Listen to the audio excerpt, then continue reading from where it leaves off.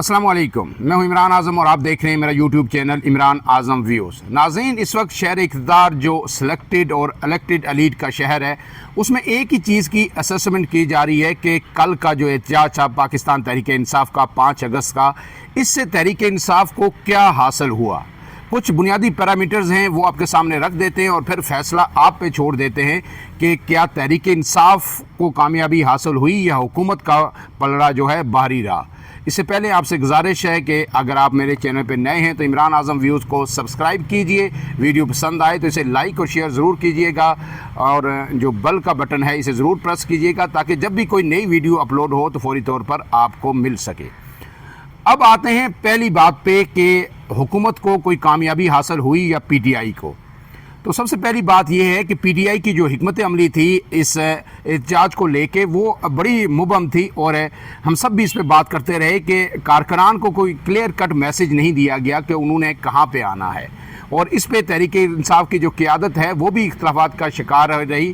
लेकिन बिलाखिर फिर जो चीफ ऑर्गेनाइज़र हैं आलिया हमज़ा, उनकी जो हिकमत अमली थी वो हमें कारगर साबित होती हुई नज़र आई, क्योंकि पंजाब हुकूमत ने जो असेसमेंट की थी, जो उन्हें रिपोर्ट्स थी कि माल रोड पे कोई इज्तिमा होगा, लिबर्टी में इज्तिमा होगा और इस तरह के जो अहम तरीन मकामात हैं जहां हमेशा से जो है कोई भी प्रोटेस्ट होता रहा है वहाँ पे लोग आएंगे, लेकिन ऐसा नहीं हुआ।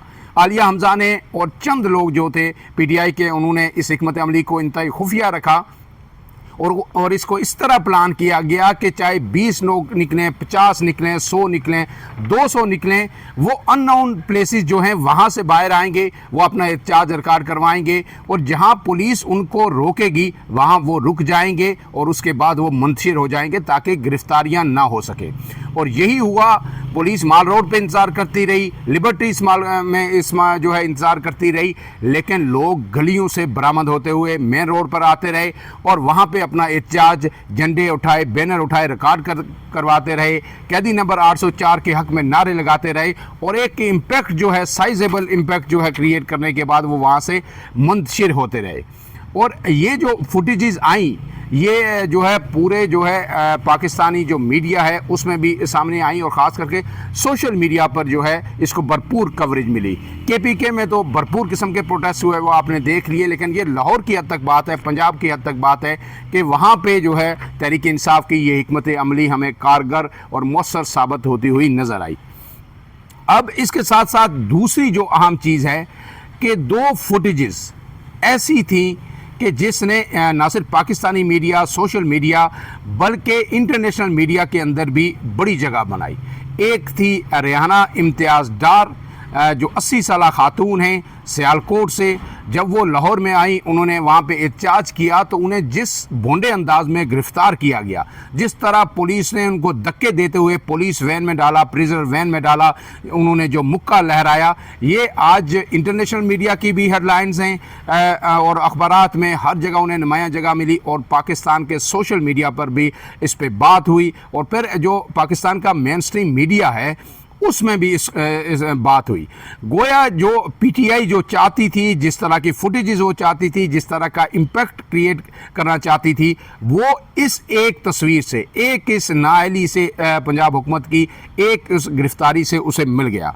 उसके साथ साथ जो दूसरी चीज़ कि आप डी चौक में जो यौम इस्तिसाल कश्मीर था उसके लिए आप बच्चों को लेके आए और बच्चों को ला के आपने दूसरी बड़ी गलती ये की कि आपने उसको जो है बिल्कुल खुला छोड़ दिया और बच्चों के पास जब सोशल मीडिया के लोग गए और उनसे पूछा गया कि आप यहाँ पे क्यों आए हैं, 5 अगस्त को क्या हुआ था, तो उन्होंने एक ही बात की कि 5 अगस्त को इमरान खान को गिरफ्तार किया गया था, हम अपने खान की रिहाई के लिए यहाँ पे आए।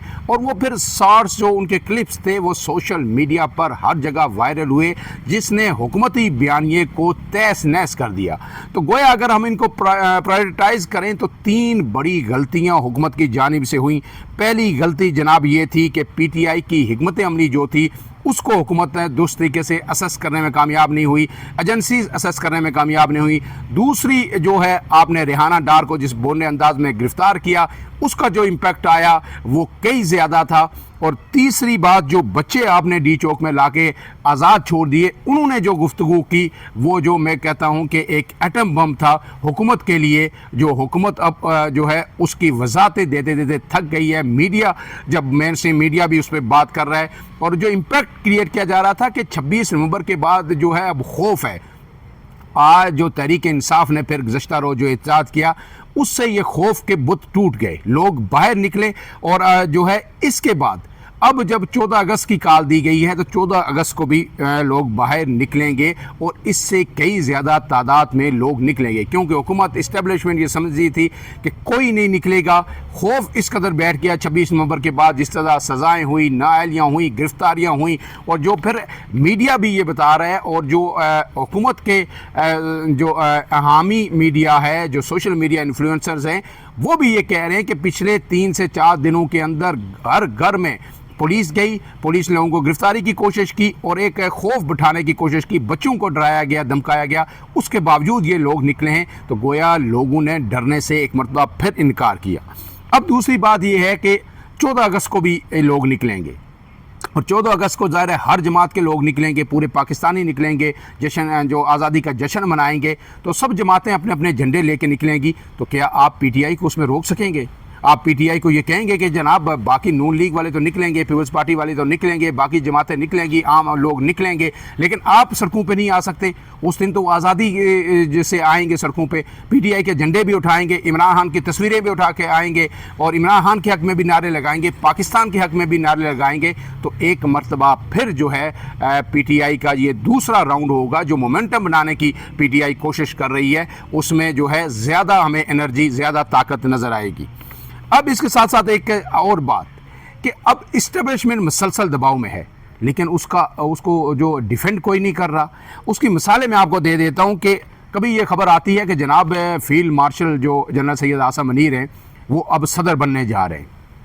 इस पे हुकूमत नहीं बोलती, इस पे पीपल्स पार्टी नहीं बोलती, उनके जो हितादी हैं, जो बेनिफिशरीज़ हैं, वो नहीं बोलते, सब चुप साथ के बैठ जाते हैं। और फिर इस पे भी ISPR को वजाहत देनी पड़ती है। DG ISPR ने आज जो है उसकी वजाहत भी जारी की कि ऐसी कोई बात नहीं, ना कोई ऐसा मनसूबा ज़ेर गौर है, ये सिर्फ मफरूज़े हैं, लेकिन इस पे हुकूमत नहीं बोल रही।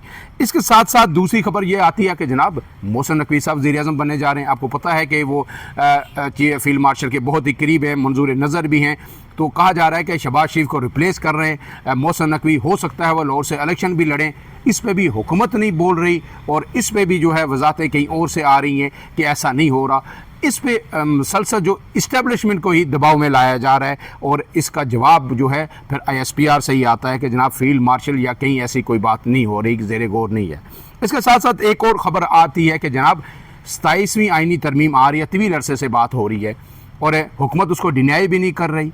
और फिर अब ये कहा जा रहा है कि 27वीं आइनी तरमीम आएगी तो उसमें सबसे बड़ा जो अहम फैसला होगा वो 18वीं जो तरमीम है उसको रोल बैक किया जाएगा। और बेशुमार आपको इस्टेब्लिशमेंट को और मुक़्तदर कुव्वतों को हमेशा से 18वीं तरमीम पे बहुत सारे एतराज़ात रहे हैं, और ये कहा गया कि जनाब सारे पैसे इस 18वीं तरमीम के बाद जो है सूबे ले जाते हैं, लेकिन टैक्स वो नहीं देते, और जवाबदेही कोई नहीं होती है, वफाक के पास है कुछ नहीं, और सारे अखराजात वफाक को बर्दाश्त करने पड़ते हैं, बाहर से पैसे मांगने पड़ते हैं, और सूबे पैसे ले जाते हैं इस 18वीं तरमीम के बाद, और वफाक के सारे जो मसाइल हैं, मसाइल का बोझ जो है वो वफाक पे पड़ता है, कर्ज़ों की अदायगी जो है वफाक को करनी पड़ती है।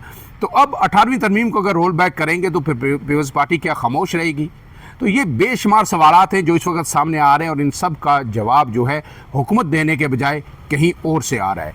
तो अब जो इसका लुबे लबाब जो है कल के दिन का, वो आप नतीजा ये अखज़ कर सकते हैं कि एक जुमूद टूटा है।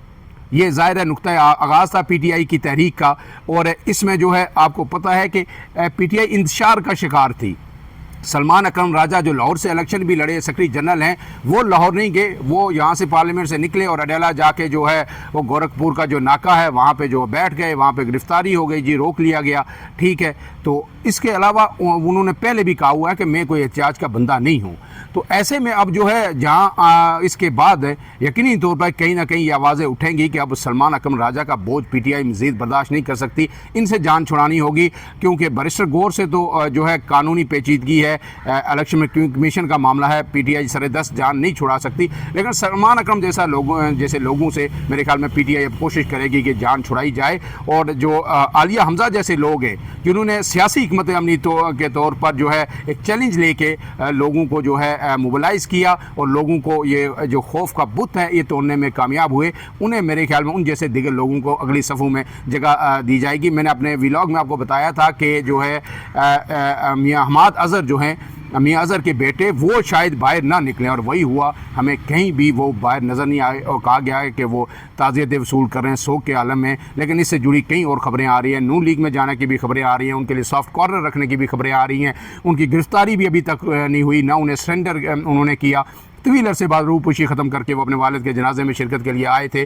तो अब पीटीआई के लिए मुश्किलात ज़रूर हैं, लेकिन जिस तरह से आलमी मीडिया ने इसको कवरेज दी, पीटीआई के कल के तमाम जो मीडिया की हेडलाइंस हैं, जितने भी आप फ़ौरन अखबारात उठा लें, जरीदे उठा लें, तो उनमें इसको नुमायाँ कवरेज दी गई। तो इसका इम्पेक्ट आएगा। 14 तारीख को दूसरा राउंड होगा और इसके बाद ये सिलसिला अब महमूद अचकज़ई लोग तहरीक तहफ़्फ़ुज़ आईन पाकिस्तान भी इसमें शामिल हो गई है, ये मज़ीद तवाना होगा और आने वाले दिनों में इस्टेब्लिशमेंट और हुकूमत पर मज़ीद दबाव आएगा। बेशक आप जितनी नाअहलियाँ कर लें, आपने सेनेट में अपोजिशन लीडर को नाअहल किया, कौमी असम्बली में नाअहल किया, पार्लिमानी लीडर को नाअहल किया, पंजाब में जो है नाअहली की जो अपोजिशन लीडर की, तो इससे भी आपकी सिर्फ और सिर्फ सुबकी हुई। और आलमी दुनिया अब ये देख रही है कि पाकिस्तान में जो एक बड़ा फोरम कौमी असम्बली, जहाँ अपोजिशन की एक तवाना आवाज़ होनी चाहिए, पार्लिमानी जो निज़ाम है इसको चलाने के लिए, अब उन आवाज़ों को ही बंद किया जा रहा है। और उनके साथ साथ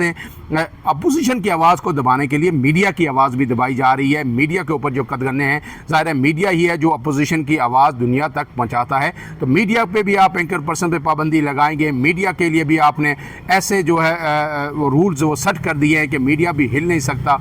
और अपोजिशन लोगों को के जो अहम तरीन लोग हैं आप उन्हें नाअहल करार दे रहे हैं। तो ये सिस्टम मेरे ख्याल में ज़्यादा देर में तक चलेगा नहीं और एक लावा फटेगा और फिर वो सब कुछ बहा के ले जाएगा। फ़िलहाल के लिए इतना ही। इमरान आज़म को दीजिए इजाज़त। अल्लाह हाफ़िज़।